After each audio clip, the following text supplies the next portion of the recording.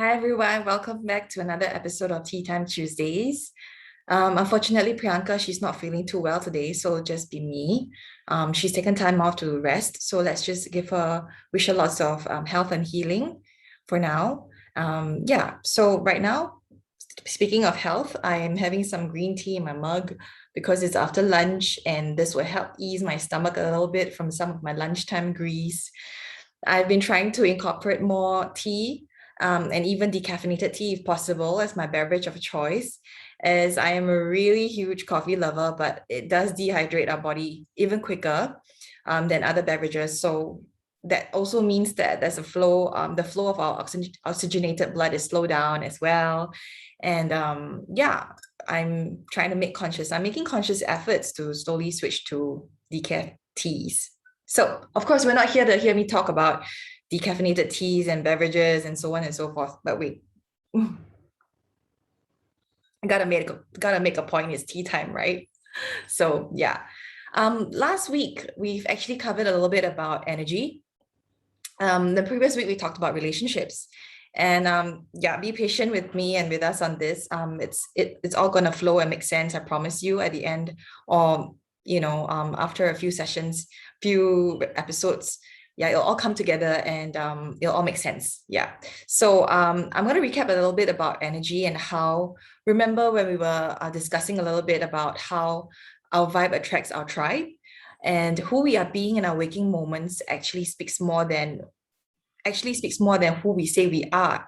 So that energy that follows you, that comes with you, it does not discriminate how it does not know, or it does not discriminate that, hey, Kelly, or hey, Mary, or hey, who's watching right now, Mr. So and so, you are this person. Even though you're such a kind person, you've accomplished so much in your life, you've given so much of yourself to your family, your relationships, your career, hence I will give you the large fortune and give you what you want in life.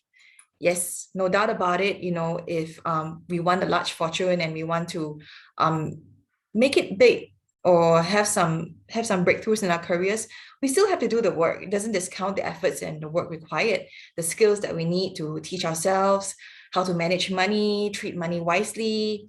But a lot of times, before we even get started to do the necessary, which is acquiring the skills to do that, there's some procrastination that happens.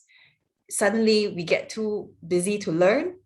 Suddenly our family needs our attention for a little bit to help them out with something. Suddenly we're distracted because there's a new project that comes up at work, and we get overwhelmed and we don't know how to, we can't find time to go about getting that skill that we say we want to, which is attracting large wealth, for example. Okay, so I have to reiterate one more time, like again, the truth is energy is simply output equals inflow. So some of you are accountants, some of you are mathematicians, engineers, you know this better than me. Probably in your mathematical world. But for energy, this is simply output equals inflow. What kind of energy do you do your life with? What I am not just the previous example of when I was stating about learning about wealth management, for example, when we were just about to get started, or we say we want to get started, some block happens somehow. So after last week's video, or is it the first week's video, a friend, she asked me this question. She said, can you tell me where I can find money? So she texted me. It's over WhatsApp. It's in words. But because it's in words, it was even clearer. It shouted even clearer to me that when I read it, it read like there was a lack of opportunities based on the question, where can I find? It's as if we're asking, where can we find water? When in truth and in reality, we can just go to our taps and switch it on. For us in the developed countries, we are very lucky to have that. And in where I am in Singapore, I have to say, we do have quite a supportive system as well. And yeah, in the sense of education and putting us out there to be ready for the working world. So the question, where can I find? this question itself reflects the state of our inner world, actually. I mean, not just specifically my friend here who's I would say who thinks that way, but every now and then, sometimes I do slip into that mode of where can I find? This could be taken in two ways energetically, which I hope she did, was more like a creative way of where can I find money? Like, hey, where actually do I find the opportunity? Or it could be the other way where it's where can I find money? Okay, I'm not the best actress, but you know my drift. It's the tone and the intention of us asking the question. Did it come from a place of creativity, creation, of trying to create a source of income for ourselves, or did it come from a place of scarcity, a place of lack, of where can I find money? Yeah. So okay, so I have this exercise that I do that I've learned and created myself as well. When I've told myself that when I wake up in the morning, I've tried this, you should try this too. When you wake up in the morning, what are the immediate thoughts that come to you? When you get to work, what do you feel as you're commuting to work? I know given the current situation, a lot of us are working from home. Hence, we don't even have time to commute because it's kind of like bed to the toilet, to the washroom, and then to the work desk and the laptop, right? So there's not really much time to think. Sometimes we're just still in a sleepy state. More importantly, what I'm trying to drive at is what feelings and thoughts do you start your day with? I also want to reinforce and point out again that energy recognizes the same energy it is. Like energy attracts like energy. Yeah. I may not have mentioned this in our earlier videos with Priyanka, why this channel was started. The main aim is for me to help everyone raise the level of awareness in our lives, about our lives. This starts with helping you gain awareness of your inner dialogues with ourselves. Yeah. So these are 5 ways I've discovered that have helped me a lot to gain awareness of my inner dialogues.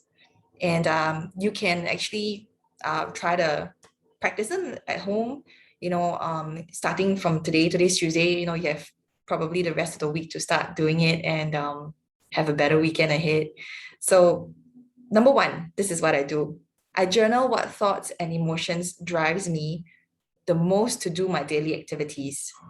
So I recommend doing this after you wake up and when you are going to start your day, and also at night, just about when you're unwinding before you sleep.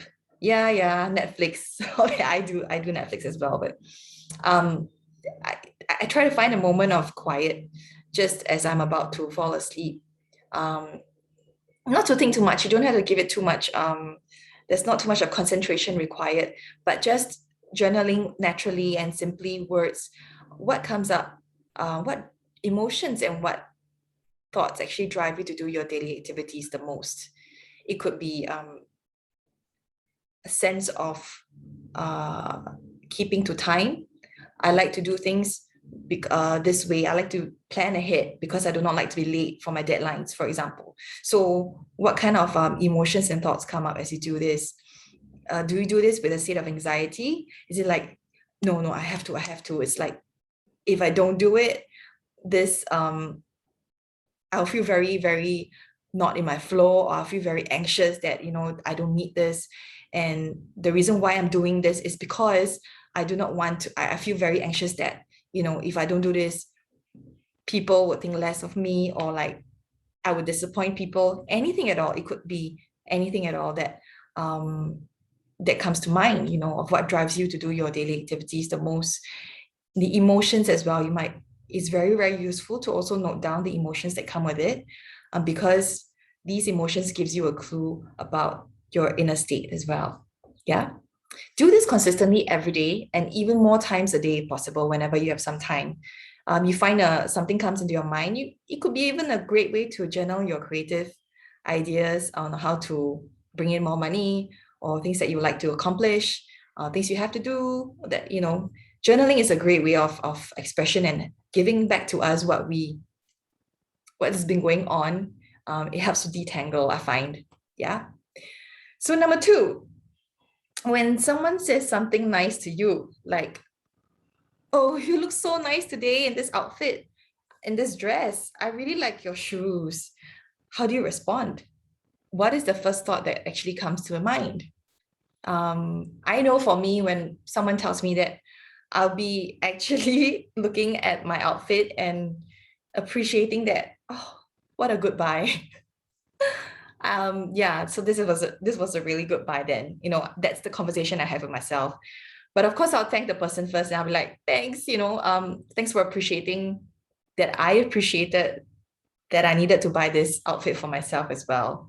It's kind of like a confirmation. Yeah. I take it as a confirmation of my taste sometimes as well. Yeah. So yeah, what is the first thought that comes to your mind when someone compliments you? The third thing, what about when someone says something not so pleasing to you? What thoughts and emotions come to your mind? How do you respond to them as well? That's the third thing. The fourth thing, the fourth way actually to gain awareness would be, before you make a decision to purchase an item for your loved one, what thoughts and emotions also come to mind? Now, this is a very interesting question, and this is a very interesting way of discovering how do you value the people around you. Yeah. So I'll get to that. We'll get to that later part. But if you remember, a hint would be, if you remember in my first episode, I talked about self-love and self-value. Yeah, it has got a lot to do with that.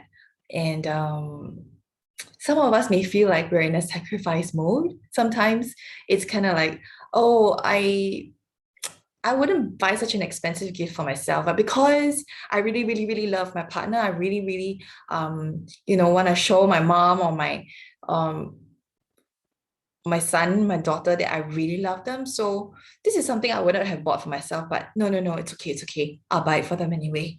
Yeah, that's a very good indicator and a very good awareness. Very great way to have awareness on what is the self-love and self-value that you have, and the importance you place on it. Yeah, when you show it to the people that you love. Yeah, what kind of emphasis do you place on it? Is it like the money value of how expensive the gift was? Some people are more practical, but the main gist of it is the intention and the energy that you place behind giving this gift. So number 5, finally, last but not least, I'm gonna have to wrap up soon. I have to rush off to work. Yes, I do have a day job. So yeah, number 5 would be, when you are about to buy something for yourself, what thoughts and emotions come up? I've already addressed that in the previous question, right? Yeah, so this is something for you to ponder about, because it is unique for everybody. There's not right or wrong. There's no right or wrong. It's, like I said, mostly the energy and intention behind what you're giving out. So remember, there's something I learned from my teachers and my coaches and some great gurus and sages out there, that sacrifice does not help anyone or does not add value to anything that you think you are giving to. Sacrifice is merely a way to, this may sound a little bit harsh, but I mean, it's merely a way to self-glorify at the expense of yourself for others. So basically, we're just glorifying ourselves, saying that, oh, we sacrifice. If it's real giving and real love, like you would do for yourself, there's no sacrifice. It's just pure giving. It's just purely, just giving from the heart. That's it. And you just hope that this gift shows your love, and they will understand that, or not. It doesn't matter. It's just giving, right?